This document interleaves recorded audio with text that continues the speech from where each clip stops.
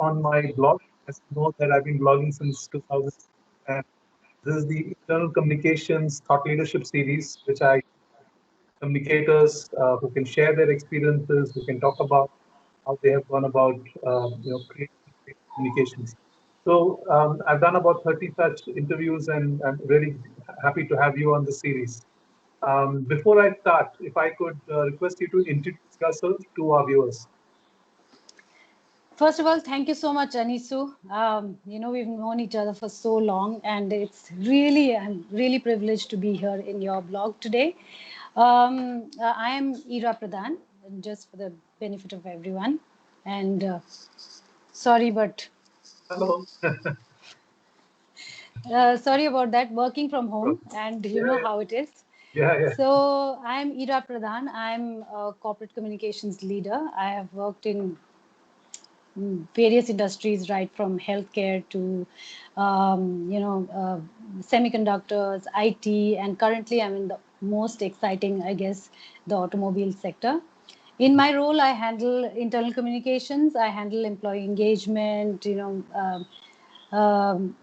employer branding, PR, as well as media relations.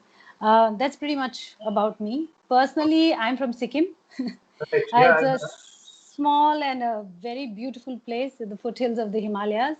I proudly call myself a mountain girl, Yeah. and I have the mountain girl mentality in me still, So that's one of the things that I like about myself. So Fantastic. this is about me. Fantastic. In fact, I've been to Sikkim when I was young, and I like the place. I've been to Gangtok. It's a lovely, beautiful place. I'd love to go back there with my family. Fantastic. Don't go now because we want it safe. It has no COVID cases. I know. All right. So diving to the question. So the first question is, what does internal communication mean to you? How do you define that?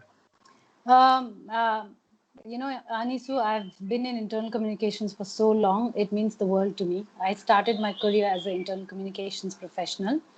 Over the years, of course, things have changed, and you know as well as I do that internal communication is a function which is very important. It kind of senses the pulse of the organization, and it helps you Right. connect people. Connecting people is very important. So leaders to employees, employees to leaders, or in people in general.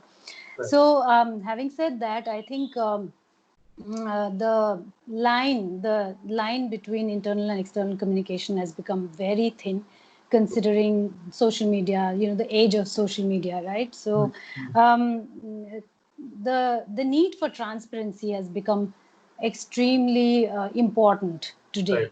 Right. Right. So I think that it's as an internal communication professional, it's very important for us to bring in that transparency as well, in tandem with the leaders messaging and the organizational strategy, etc. I Right. strongly believe what David Ogilvy said, that the consumer uh, is not an idiot. The Right. consumer is your wife. So Right. looking inside, looking at your employees who are also your consumers is very important, because that's where you get all your insights. Got it. So I love my job. I've always been very passionate about it, and I never got bored in my life. So that's what internal communication means to me. Fantastic. So, looking at I mean, you don't need to mention the company name, but broadly, is there some campaign or an initiative that you can share which you are really proud about? What is the challenge? What is the opportunity you saw? What is the solution you came up with from an internal communication standpoint? So if you could share that. Okay, so I've been very, very fortunate. I've been fortunate to work in various industries and different kinds of companies, and at some point, I think I got to work in a company which was nearly with 100,000 employees worldwide. We were about 54, located in 54 countries, multicultural, multiple geographies Right. across the globe, and that in itself presents so many opportunities, and this one I am very proud of is the fact that I worked in a sustainability initiative, Right. and as a company located in so many places, we were doing so many things in different locations, and but we were doing everything in silos. You see, we nothing was tied together per se. So we saw an opportunity there where we could, get all these initiatives together and see what we are doing as a company. Right. So I must say at the beginning only that I was not a lead of this particular project, but I was. It's one of my passionate. I'm very passionate about environmental sustainability. So I really got into it, and as a very young professional, I got an opportunity to connect with leaders from these 54 countries of our company, and also to pick up the data points, the stuffs that we're doing. Get everything together, and we had so much of data at the end of it, and we realized there's so many stories that we can tell. So with the data that I was able to collect, I did little like case studies, but smaller ones, which were like bite-sized stories which we could share. And we realized that this is such a big opportunity for reputation building and brand building exercise as well. At the end of the day, when we finished the exercise, we even got a international award on environmental sustainability. And I think I'm really, really proud of that. That's a moment where I felt this is where we can, this is how we spot opportunity, and this is how internal communication can also help in brand building and reputational management.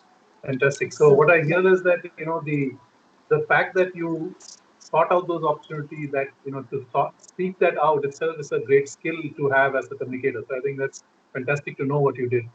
Absolutely right. Yeah. And so if I were to ask you, what's the biggest challenge you see in terms of managing internal communications?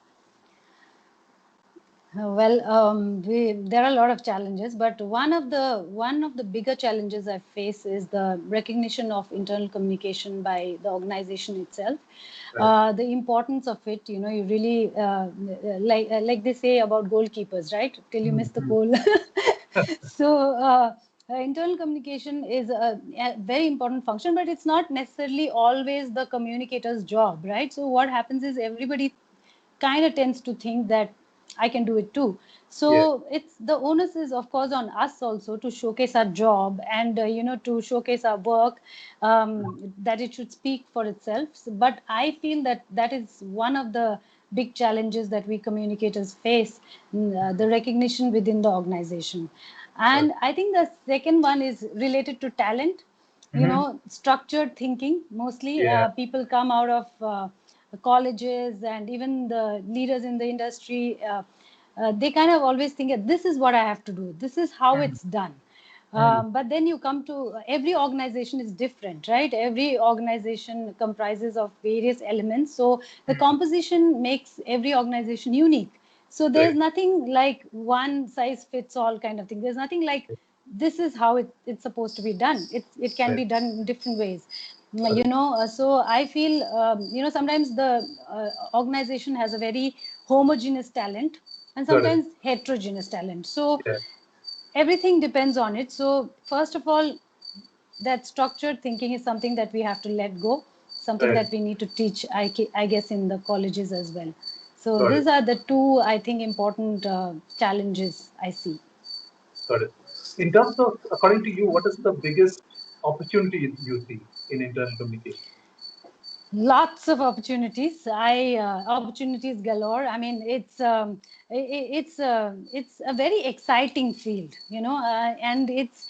I think one of the things is that we must remember is that because of social media, every employee is like a brand ambassador, right? So once that happens, they also become the most trusted source of information. So, for example, if you were to buy a car, right, you would probably not go to the site where they sell the cars, but to a site which gives you information like people buying the cars. So the people become the very important source of information here, and we are lucky that we are in the social media space where we can read from the people itself, from the horse's mouth, let's say that. So I think there are lots and lots of opportunities. I think I got an opportunity to work in a very big organization and very small organization as well, of 100,000 employees and 1,200 employees. I already told you, heterogeneous, homogeneous crowd. In a large organization, I saw an opportunity to impact and influence people positively, whether it's ecological, environmental related issues, or the things that you can do to influence people is a very big opportunity. And similarly, in a smaller organization, business comes with saying innovation is very important in our organization, right? And then you think, what can I do here, right? And then that's when you realize, you can create collaborative spaces, you can create it formal and informal spaces for people to come together. It's when people come together that you realize that, they have so much in common, or there's so many innovation that they can do with their talent and their tools, etc. So I think lot of opportunities for internal communication. You just have to keep your eyes open, I guess. Interesting. So in terms of, when they say, how can internal communicators add value? Is that, do they need to do something different? Do they need to get more closely connected to the business? So what are your thoughts around that? Definitely, I feel, like initially it was always about, internal communication, they do newsletters, they do the emails and things like that. But things have changed, right? And it depends on the communicator also. But getting to the nerve center of the business is very important, and that's how we can add value. Unless you know what you're doing, what your organization is doing, how can you think of adding value, right? So it's not just about, let some brief come to me and I'll do something, but it's more about, let me find out what we are doing, let me see if we can add value in some way. So I work with various technical talent in the organization, and for example, I work in automobile, and you might wonder, what does she know about powertrain? But I do. So it's important to know what your business is all about. And technical talent, they are not natural communicators. They will, they would love it. I mean, I have seen that they welcome us so well when we tell them that, what, I can simplify your story, and I can make it marketable. I can make it something that can connect to people, and they say, this is what I'm doing. These are the things that we are doing in this organization. So I think getting to the bone of the business, to understand what the business is all about, and once you know that, how can you weave that story and that one brand, that one face, and that one language, and the story of the organization comes out. And that is where we play a very, very important role. This is not something that you can outsource, I think. Got it. Okay. Very interesting, because what you mentioned is about being curious. And so I was wondering, what are some of the key skills that internal communicators need to become better in their job? Yeah, so I think flexibility, agility, I already mentioned. I think being nimble is very important, right? Just quickly understanding something. Oh, this is new, and what can I do? And making decisions on the front. I think stringing these narratives together, right? Making complex things sound simple, bite size, understandable for the people. These things are very important.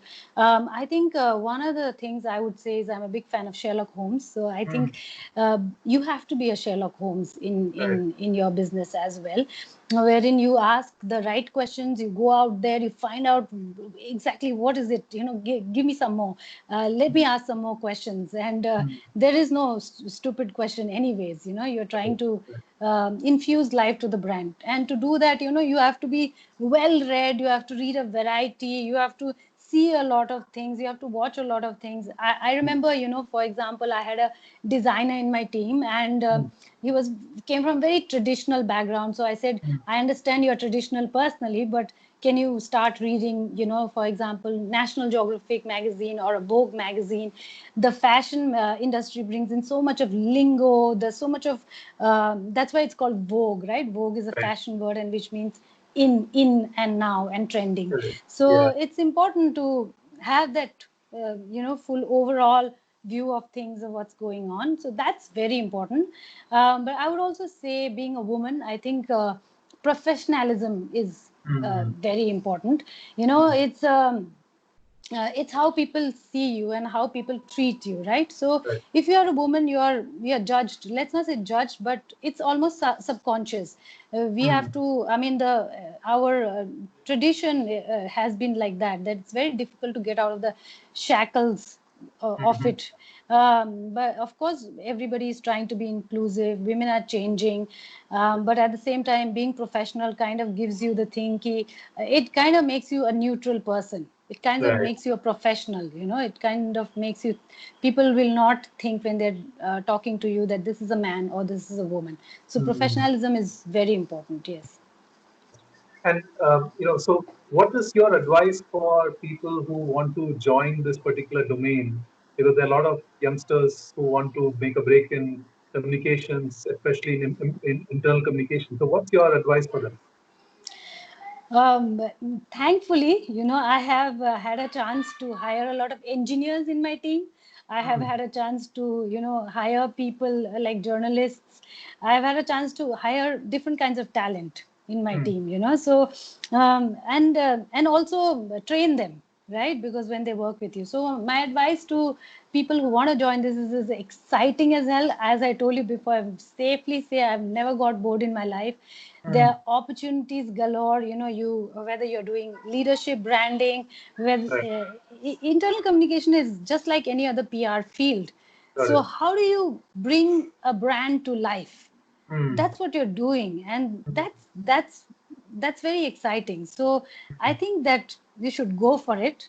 Got it. And I think you should look at internal communication as a very serious and very important function, and that's what I would say. Yeah. Fantastic. And related to that, I mean, you mentioned a bit about women and being professional in the workplace. So, what are your thoughts? Because a lot of women who probably have to make adjustments in their lives, they have to take career breaks and things like that. So, what is your advice for women who want to be great communicators? What kind of mindset and skills do they need? So thanks for the question, first of all, because I have experience of my own. I had to take a break to take care of my family in between, and there was a lot of let's just say people telling me that you will lose confidence if you leave your job. You might not be able to come back. How are you going to come back? You get used to a certain way of life, and Right. taking care of the family is not an easy thing, as you Okay. know, right? Especially when the child is very young, you want to give them the best. So I have done all of that, but Mm. I think one of the things I did when I took a break was that I kept myself updated. I had a feeling that I would want to go back to what I was Mm. doing, because I love my job, and I think it's a in the whole circle of things, it's a very important part of me, and Right. so I wanted to be part of it, but definitely it was difficult. Mhm. You have to think about your support system. How will you go back? Yeah. So it is a constant reminder that you can do it, and Mm. that you should do something about it, and things will just turn around for you, right? If you Yeah. focused. So it's like a holistic focused method that you use. So I kept myself abreast of what's happening. Mhm. I was in touch with my colleagues all the time, with communication fraternity, reading about it on LinkedIn. I also did 2-3 courses from Right. Coursera, Stanford. I read your book on internal communication measurements. I remember doing a small book review on it as well. I wanted to rethink my career. I even thought that maybe I should become a yoga teacher. Maybe I should do something else. But when then opportunity came to me to, can you write one, article for me? I ended up writing 500 articles. Yeah. So I became a freelance writer in the time being. So my break was about 8 to 9 months only, to be honest. Mm. But Mm. I did a lot of things to keep myself busy and abreast of the situation. And finally, I got an opportunity, which was a contractual role, of course, very close to my house, and it was I didn't think of it as a small job. I took it up, and it was an amazing opportunity. It was the first time in my life I got to do social media for an organization, and I also got to handle a global media event where I hosted about 30 international journalists. So no job is small, and you Yeah. never know. I mean, as I told you, you have to open your eyes. Got it. And since we are in the topic of women, I want to say that we found out from a study that we did earlier last year that lack of role models, supportive systems at home or in inclusive environment in the working place, Right. flexibility, these are some of the key things that affect a woman's career, Got and especially growth. And that's one of the reasons why women are not there up there in the leadership roles, right? So, and then the Me Too movement came in, and you know it. very well that women were more affected when the big expose of sexual harassment happened. So this year we founded the Global Women in PR. We call it the GWPR India chapter. Right. And with this with exactly that research in mind is when we started this. We felt that we obviously want to see women in leadership roles, and how can we with experience support them. So we want to support women through this, be it with coaching or mentoring, sharing experiences. And of course, we have some of the most well known, we have some of the most successful PR leaders, PR women leaders, who can take them through it. And Right. that whole question of lack of role models, there is no dearth of it in Right. GWPR. So these are some of the things that we have to create, I guess, for women to support each other. Fantastic. Yeah, it's a great example that you shared about how women are coming together to help the community at large. So now with this COVID-19, and there is crisis happening around the world, what is your recommendation for internal communicators? How can they manage through this crisis? What are some of the thoughts you have around that?